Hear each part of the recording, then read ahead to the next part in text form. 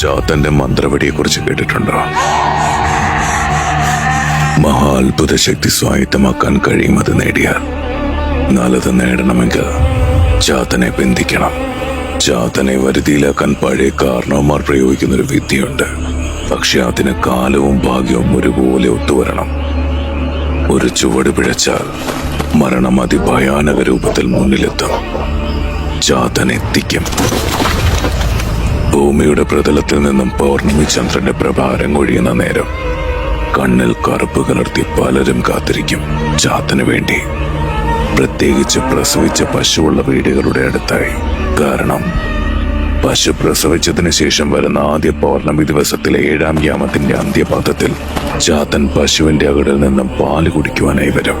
പൗർണമി പ്രഭയിൽ ശരീരത്തിന്റെ ചൂട് മണ്ണിലേക്ക് പകർന്നു കൊണ്ടുവരുന്ന രൂപത്തെ ദൂരെ നിന്നും കണ്ടാൽ കാത്തിരുന്നവർ മെല്ലെ കാടിന്റെ മറവത്തേക്ക് മാറും. അത് ചാത്തനാണെന്ന ലക്ഷണം നോക്കി ഉറപ്പിക്കാം. 1.25 അടി ഉയരമുള്ള ബാലകരൂപം, കരിരൂപത്തിൽ നിന്നും പുറത്തേക്ക് നിൽക്കുന്ന ഭയപ്പെടുത്തുന്ന ദംഷ്ടകൾ. കൽമാലയ്ക്കൊപ്പം മരവണ്ണത്തിൽ ചേലയെടുത്ത് നടന്നു വരുന്ന ചാത്തന്റെ കയ്യിൽ അത്ഭുത ശക്തിയുള്ള മന്ത്രവടിയുടെ പ്രഭയമുണ്ടാവും. എന്നാൽ ഉഗ്രരൂപത്തിൽ വരുന്ന ചാത്തന്റെ ദൃഷ്ടി മറിഞ്ഞിരിക്കുന്ന മനുഷ്യരുടെ മേൽ പതിച്ചാൽ